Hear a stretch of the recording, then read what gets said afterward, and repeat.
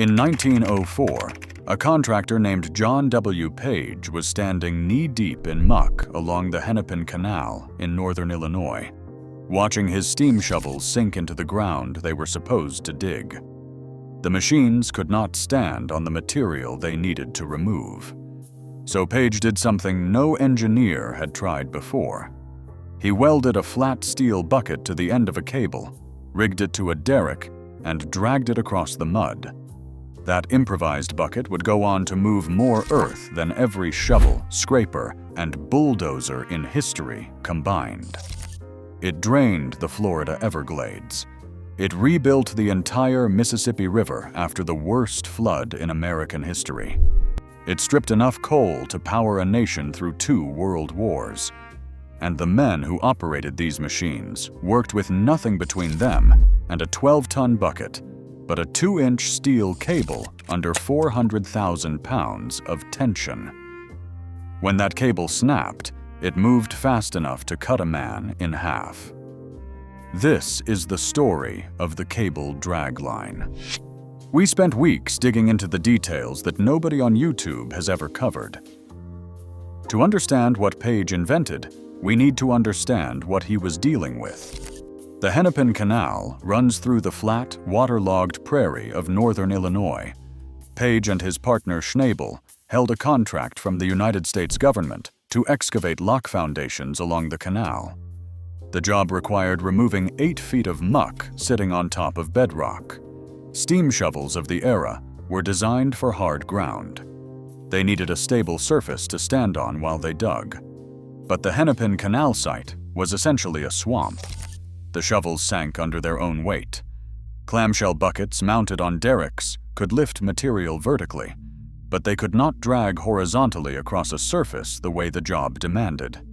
Page was an 1892 graduate of the first engineering class at the University of Illinois. He understood rigging, he understood cables, and he understood that the solution was not a better shovel. It was an entirely different tool. He designed a flat steel bucket with a cutting edge along the front and a cable hitched directly behind it. A separate dump hitch allowed the bucket to tip forward and release its load without disconnecting from the lines. He rigged this bucket to a combination stiff leg and guy derrick that was already on the job site. Then he pulled the bucket across the muck with a cable drum. It worked. The bucket did not need to stand on anything. It just dragged through the material, filled itself, and the hoist cable lifted it clear. The dragline was born. Not in a factory, not in a laboratory, in an Illinois canal, out of desperation. Page's partner Schnabel later patented a competing bucket with a pivoting shell that dumped out the back. It never caught on. Page's open front design became the global standard and remains in production today, more than 120 years later. By 1919, Page and Schnabel buckets were rated from 1 to 3.5 cubic yards, weighing between 2,800 and 9,600 pounds.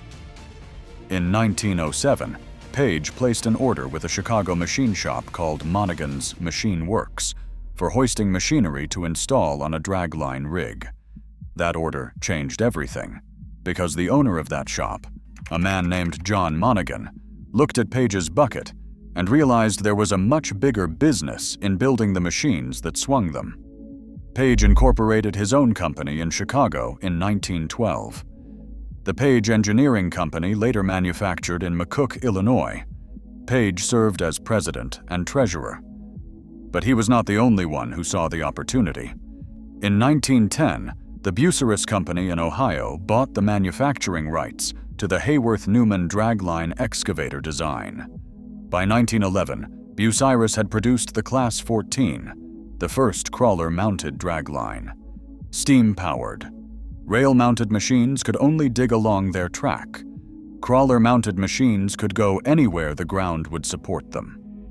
That single change opened up every swamp, every riverbank, every strip mine in the country. Then came the Bucyrus Class 24 in 1917. And this machine deserves a moment, because it shows exactly what working a PRE hydraulic dragline looked like. The Class 24 was a skid and roller mounted dragline. Not crawlers, not walking shoes, just a flat platform sitting on steel rollers laid on wooden timbers. The boiler was locomotive style, 58 inches in diameter and 16 feet long, with 122 tubes, each 2 inches in diameter. Working pressure was 125 pounds per square inch, fired by coal or wood. The hoist engines were twin-cylinder, 11 by 14-inch bore and stroke. The swing engines were twin-cylinder, 8 by 8-inch. The bucket held 2 2/3 cubic yards. The crew was 3 or 4 men. The operator sat in an open cab, working levers. 1 or 2 firemen tended the boiler, shoveling coal and watching the pressure gauge. A greaser kept the dozens of lubrication points on the machine from seizing. And then there was the ground crew, the men called hoggers. Their job was to pick up the heavy steel rollers from behind the machine after it had passed over them, carry them around to the front, and lay them down again so the machine could keep moving forward. Every time the dragline advanced, the hoggers ran, in mud, in rain, carrying rollers that weighed as much as a man. A surviving Bucyrus, Class 24, at the Reynolds Museum in Alberta documents exactly these specifications. It is one of the few machines from this era that allows us to verify the details down to the tube count and bore dimensions. In 1914, the Harnischfeger Corporation of Milwaukee, founded in 1884 by Alonzo Pauling and Henry Harnischfeger, built the first gasoline engine-powered dragline. That machine marked the beginning of the end for steam power in light and medium draglines, though steam would survive on heavy machines into the 1930s. If you are enjoying this one so far, hit like and subscribe. We have a lot more ground to cover. By 1908, Monaghan had reorganized his shop as the Monaghan Machine Company and started building complete draglines under his own name. But the fundamental problem with every dragline built between 1904 and 1913 was mobility. These machines sat on skids, or on rail tracks, or on crude roller systems. Moving them meant disassembling part of the rig, dragging it forward with a separate tractor or a mule team, and setting it up again. On a strip mining job or a levee project where the machine needed to reposition itself dozens of times per shift, this killed productivity. The solution came from one of Monaghan's own engineers. His name was Oscar J. Martinson, and he was listed as a citizen of the United States residing in Chicago, Cook County, Illinois, on the patent applications he filed in the spring of 1913. On March 24th of that year, Martinson filed application serial number 756,473 for a device he called Simply Tractor. 12 days later, on April 5th, he filed a second application, serial number 759,240, for an excavator tractor. Both applications were assigned to the Monaghan Machine Company. The witnesses who signed the second application were John Monaghan and Jenny Burt. Both patents were granted on the same day, June 23, 1914. U.S. Patent 1,101,400. 59 and U.S. Patent 1,101,460. Together, they described a machine that could lift its own body off the ground and move it. This invention changed how draglines got around. The mechanism worked like this. 2 large flat steel pontoons, called shoes, hung on either side of the dragline body. A horizontal shaft ran across the machine, driven by the same engine that powered the digging drums. Eccentric arms connected the shaft to the shoes at a distance from the center of rotation. When the shaft turned, the shoes were lifted off the ground, swung backward, and planted firmly behind the machine. As the shaft continued to rotate, the shoes pressed against the ground and lifted the entire body of the dragline off its base, called the tub.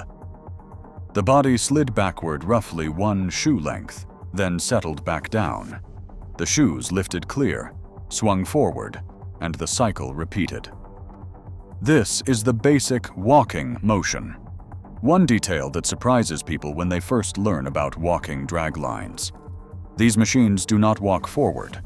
They walk backward, away from the freshly cut bench. And that is exactly what surface mining and ditch digging require. The operator digs in front of the machine, casts the spoil to the side, and then the machine backs away from the edge it just cut. Martinson designed the walk specifically for that sequence. The first machine to receive the walking mechanism was the Monaghan 1T, a 1-yard dragline, the smallest walker ever built. The original design used drag chains to suspend the shoes from the trunnion, and it worked, but the motion was rough. Martinson spent the next 12 years refining the system. Into 1925, he eliminated the drag chains entirely and replaced them with a cam wheel running in an oval track, which gave the shoe a true elliptical motion. Lift, swing, plant. Smooth and predictable. The first dragline produced with this improved mechanism was the Monaghan 3W in 1926. That machine became the template that every walking dragline in history would copy. Bucyrus, Marion, Page, Ransoms, and Rapier.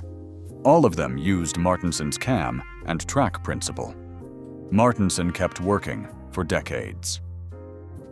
In 1939, now at Bucyrus-Monaghan, after Bucyrus-Erie had quietly acquired controlling interest in the company, he filed for U.S. Patent 2,267,614, granted in December 1941, which extended a dragline's effective reach by relieving the drag rope of bucket dumping duties. But perhaps the most telling measure of Martinson's impact is this. Throughout the 1920s and 1930s, the word Monaghan became a generic term for dragline in the American construction industry. The same way Caterpillar meant crawler tractor. If someone said, "Bring the Monaghan over here," they meant bring the dragline. Oscar Martinson made that happen, and almost nobody remembers his name. While Martinson was perfecting the walk, the dragline was already proving itself on smaller civil engineering projects across the Midwest. If you have seen our video on the machines that built Hoover Dam, you already know that cable-operated machines defined that era of American construction. And if you watched our Bucyrus-Erie documentary, you know the company that made many of these early draglines. But the dragline's true proving ground was not a dam or a factory. It was a disaster. On April 21, 1927, the Mississippi River overwhelmed its levees and did not stop for months. The flood broke through in 145 places. It put 27,000 square miles underwater, an area roughly the size of Ireland. It killed approximately 500 people. It displaced 630,000 from their homes, and it caused $1 billion in damage. To put that number in perspective, $1 billion in 1927 was roughly a third of the entire United States federal budget for that year.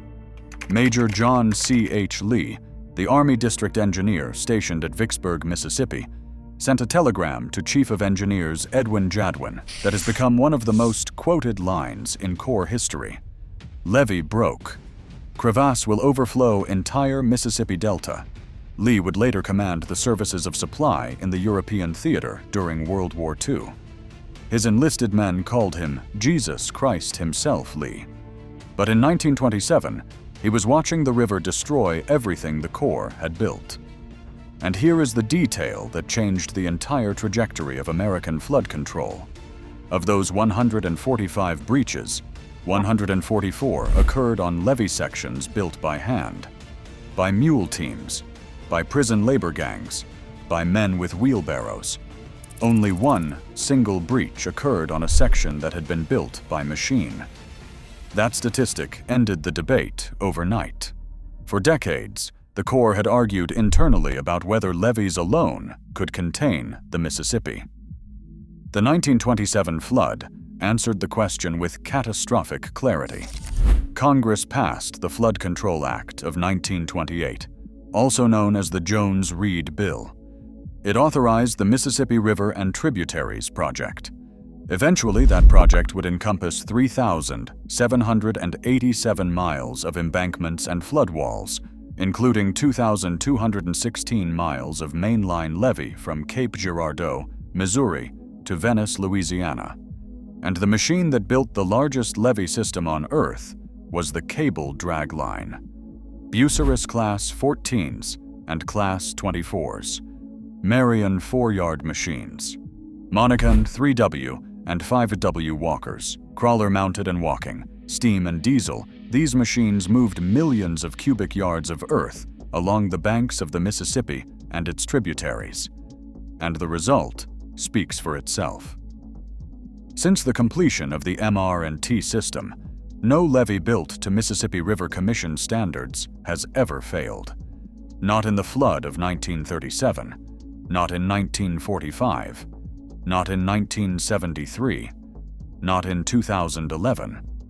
The cable dragline built a wall that has held for nearly a century, but the Mississippi was only one theater. While the Corps was rebuilding the river, an even larger dragline project was underway in Florida.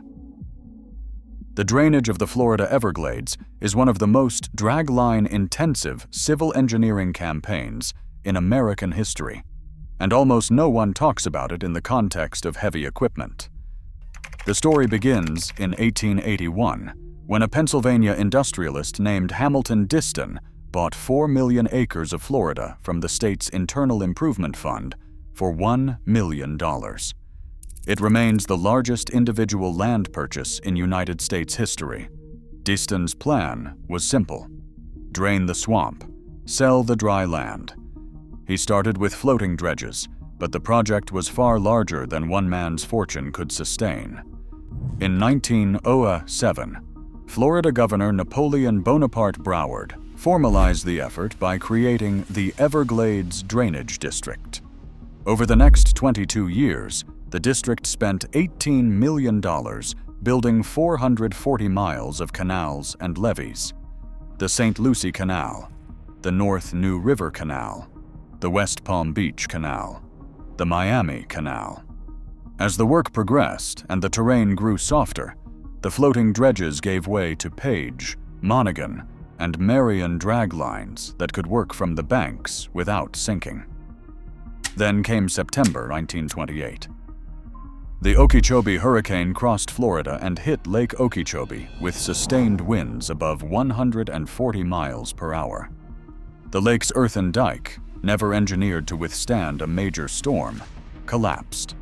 A wall of water poured south over the farming communities of Belglade, Pahokee, and South Bay.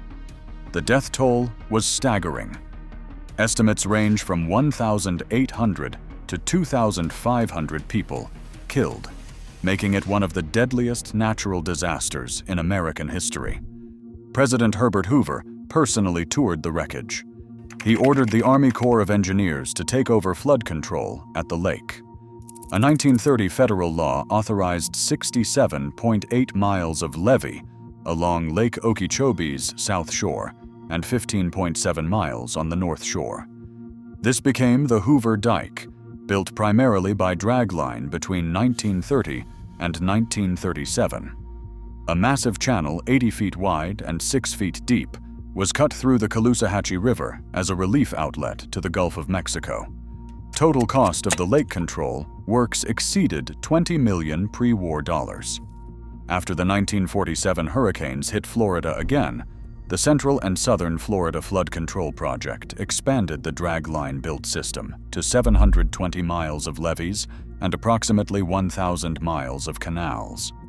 Almost all of it was dug by cable draglines, working in conditions that would destroy any other machine on Earth. Mud, water, sawgrass, alligators. The Everglades was a dragline job because nothing else could survive the terrain. At the same time, the Corps was reshaping Florida. Another massive federal project was deploying draglines across the Tennessee Valley. The Tennessee Valley Authority was constituted on May 18, 1933. Its political father was Senator George W. Norris of Nebraska, who had spent years fighting for government control of the Tennessee River's power resources. The first TVA dam bore his name. If you have seen our video on Grand Coulee Dam, you know how cable cranes and drag lines defined New Deal dam construction. The TVA operated on the same principle, but at a scale that eventually encompassed dozens of dams across 7 states. Norris Dam, originally called Cove Creek Dam, broke ground on October 1, 1933, and was completed in March 1936. The TVA Board's resolution of July 30, 1933, explicitly credited Senator Norris and his long fight for public power. Roland Wank, a Hungarian-born modernist architect recruited in 1933 as the TVA's first chief architect, designed Norris Dam not just as an engineering structure, but as a civic monument. The dam's clean concrete surfaces and Art Deco detailing were deliberate choices intended to show that public infrastructure could be beautiful. Norris Dam contains 1,200,000 cubic yards of concrete. It stands 265 feet high, the equivalent of a 24-story building. It stretches 1,860 feet across the Clinch River and holds back 830 billion gallons of water. The construction cost, including land acquisition, was approximately $36 million. Building it displaced 2,841 families and required the relocation of 5,226 graves. While the concrete pours were the marquee work, the surrounding excavation was overwhelmingly dragline territory. Diversion channels, abutment cuts, foundation cleanup, road relocations, reservoir clearance, Bucyrus 50B, 100B, and Marion 4-yard class machines worked on virtually every TVA dam site. By 1935, the TVA had 16,000 people on its payroll. By 1936, 5 dams were under construction simultaneously: Wheeler Dam, Pickwick, Guntersville, Hiwassee, Chickamauga. Each one required its own fleet of draglines. The Clinch River below Norris Dam had to be temporarily diverted through a tunnel blasted through solid rock so that the dam foundation could be laid dry. But before the concrete crews could pour a single yard, draglines had to strip away thousands of cubic yards of river sediment and loose rock from the foundation bed. The dragline was never the star of the photograph. It was the machine that made the photograph possible. If you are finding value in this, take a second and hit like and subscribe. It helps us keep making these deep dives. Now we need to talk about the machines themselves, because in the late 1930s and early 1940s, the cable dragline made a leap that set the stage for everything that came after. In 1939, Marion Power Shovel Company in Marion, Ohio, shipped its first walking dragline.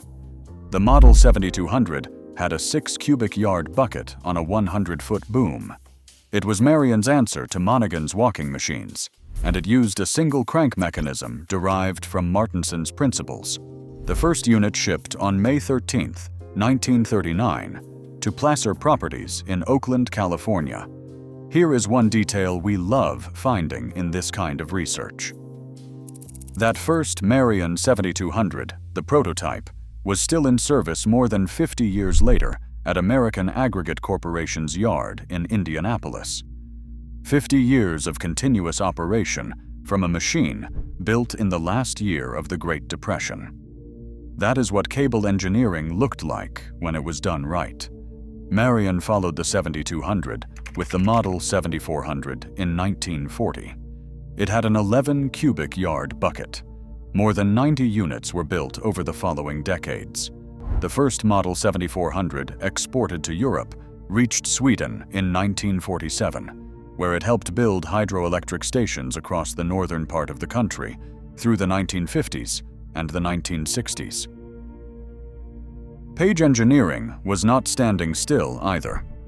In 1924, Page developed the first diesel engines designed exclusively for dragline application, a milestone that accelerated the end of steam power in the industry. By the mid-1930s, Page introduced its 600 series draglines, including the famous Model 618 with a 110-foot boom. Only 18 Model 618 machines were ever built in total. Today, only 2 survive. The Miners Hall Museum in Franklin, Kansas is attempting the only known restoration of a Page 618. The machine they are working on was bought used in 1953 from Alexandria, Louisiana, shipped by rail to Weir City, Kansas, and worked the coal fields of southeast Kansas for decades before being retired. Page also finally solved its walking problem.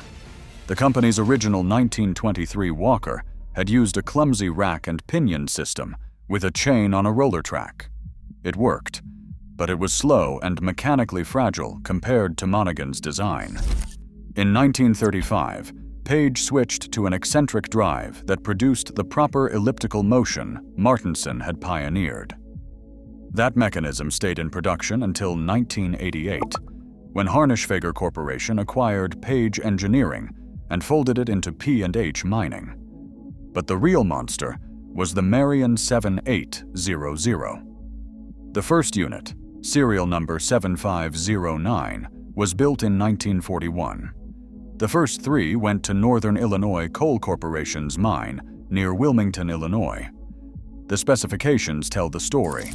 1,600 tons operating weight, 3,205,000 pounds, a 220-foot boom, a 70-foot A-frame, a 35-yard bucket that weighed 33 tons empty, a dumping radius of 211 feet, 2,500 horsepower of electric drive.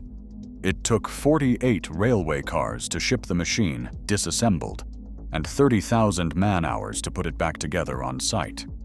The walking shoes alone measured 48 feet long and 9 feet wide. Marion built 19 Model 7800 machines in total. The last one rolled out in 1964, giving the design a 23-year production run. These were the machines that dominated American strip mining through the 1940s and the 1950s, and they set the stage for the mega machines that would follow. Examples include the Marion 6360 Captain of 1965 and the Bucyrus-Erie 4250W, Big Muskie of 1969. But every YouTube video about draglines starts with those post-1960 giants, the Marion 7800 and everything before it has been completely forgotten. We should also talk about what it was like to operate one of these machines, because a pre-hydraulic dragline was one of the most dangerous pieces of equipment ever built.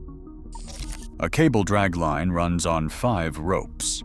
The hoist rope runs from the main drum in the house, up through sheaves at the tip of the boom, and down to the bucket. It carries the weight. The drag rope runs from the drag drum through a fair lead at the front of the cab and connects to the front of the bucket. Pulling on the drag rope is what digs. It drags the bucket toward the machine through the material. The dump rope controls the angle of the bucket. Slack it, and the bucket tips forward to dump its load. The boom suspension ropes hold the boom up, and the boom hoist rope adjusts the boom angle. 5 ropes, all under enormous tension. And the operator controlled them with hand levers and foot pedals. No torque feedback, no load cells, no hydraulic damping. Just a man feeling the resistance through steel levers and watching the cables for signs of stress. The cab on a Marion 7400 has been described as feeling more like the cockpit of a battleship than a piece of construction equipment. A top operator could run a full dig, swing, dump, and return cycle in under 60 seconds. The most common catastrophic failure was called tightlining. It happened when an inexperienced operator pulled the hoist rope while the drag rope was still taut. The bucket got caught between two opposing forces. If the operator did not release one of the ropes immediately, the bucket was pulled straight into the boom point. The forces involved were enough to snap the boom backward over the cab. Boom collapses from tightlining remain the single most common dragline catastrophe to this day. But the cables themselves were weapons.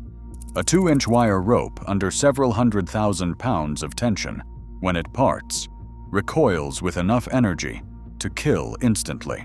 State mining inspector reports from Colorado, Pennsylvania, West Virginia, Illinois, and Indiana. Throughout the 1920s and the 1930s, document these failures with grim regularity. Once electric draglines arrived in the 1910s, a new hazard emerged.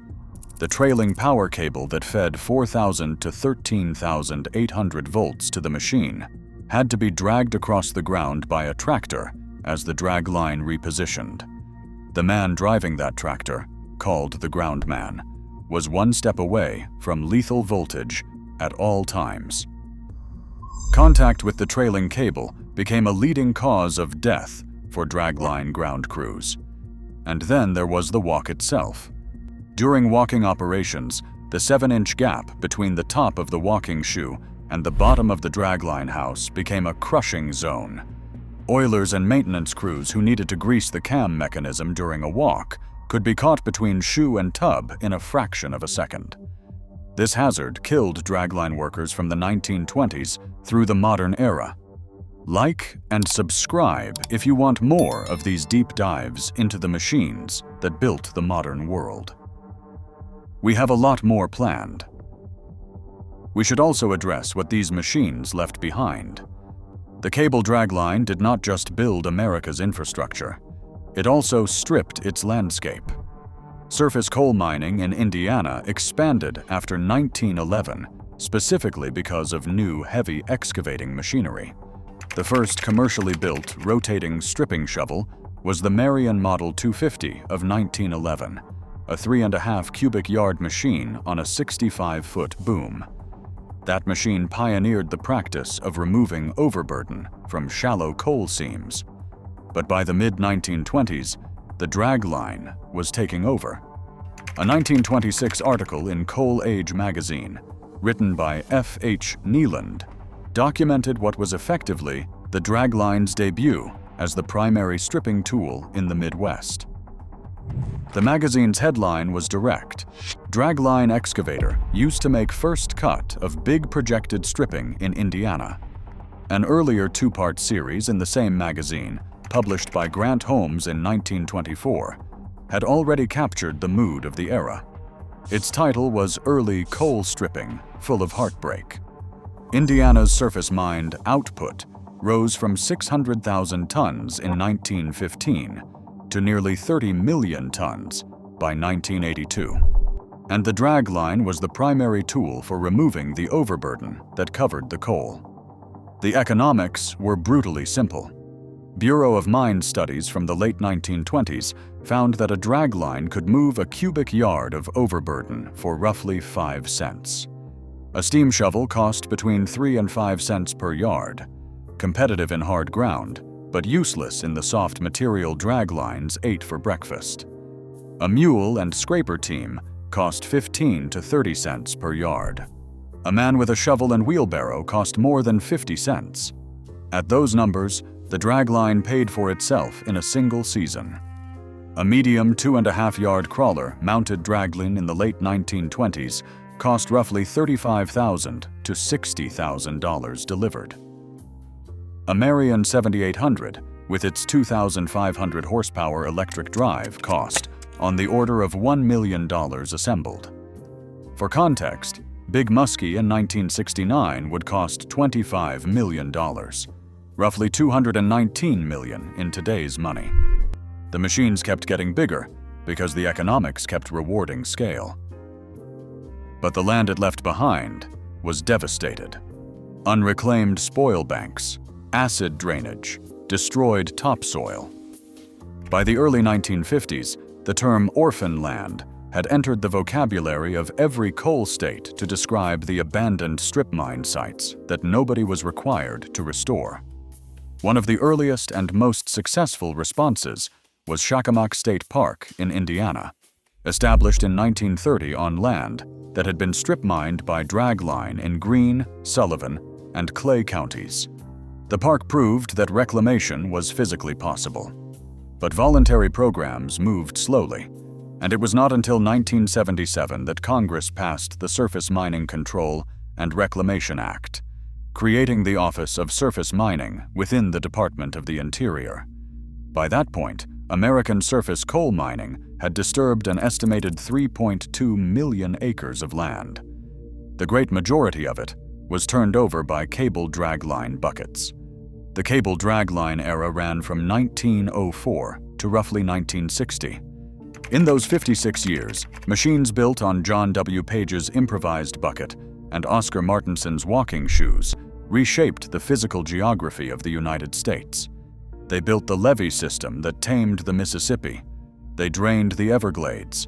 They cleared the foundations for the TVA dams that electrified the rural South. They stripped the coal that powered American industry through the Depression, through the war, and through the post-war boom. Every YouTube video about draglines starts with Big Muskie. It starts with the captain. It starts with 13,000-ton machines and 220-yard buckets. But those machines were the children. The parents were the Monaghan 3ABU, the Bucyrus Class 24, and the Marion 7200-7800. They were steam-fired, cable-operated, and built by men whose names have been almost entirely forgotten. We made this video because we believe those names deserve to be remembered.